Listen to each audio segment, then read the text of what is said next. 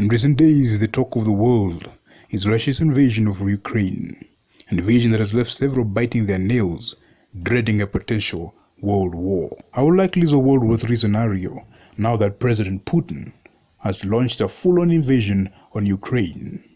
The answer to that can only be reached after analysis of a few key things. Firstly, if Putin withdraws his troops after a potential peace deal with Ukraine, a World War III scenario will obviously be null and void. But this is a scenario that Putin will probably not take, as he is the one to launch the war and march the troops. And so pulling out of Ukraine prematurely before victory is declared will make him look weak. And so I personally do not believe that Putin would take this path, at least not when other options are on the table. Secondly, if Putin launches an all-out war and captures and occupies Ukraine, that in itself will not be a predecessor to World War III, as Ukraine is not a member of NATO and neither does it have any military agreements with any NATO nations, whereby they are obligated to go to war for Ukraine. The reason NATO nations, and more specifically Sleepy Biden, has placed troops at Ukraine's door is just to escalate the war so as to sustain it, as perpetual war equals perpetual profit for the military-industrial complex. As long as NATO keeps arming Ukraine, the war will continue, with Russian troops dying, Russian currency depleting, and an inside look into how Russian military warfare and ability is on the field.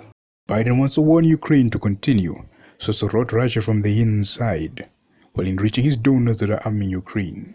If Putin wins the war, there will be no Ukraine on behalf of which to launch a World War III for, unless a false flag operation is used against Putin, and the mainstream propaganda media equate Putin to Hitler, thereby giving moral justification for an invasion.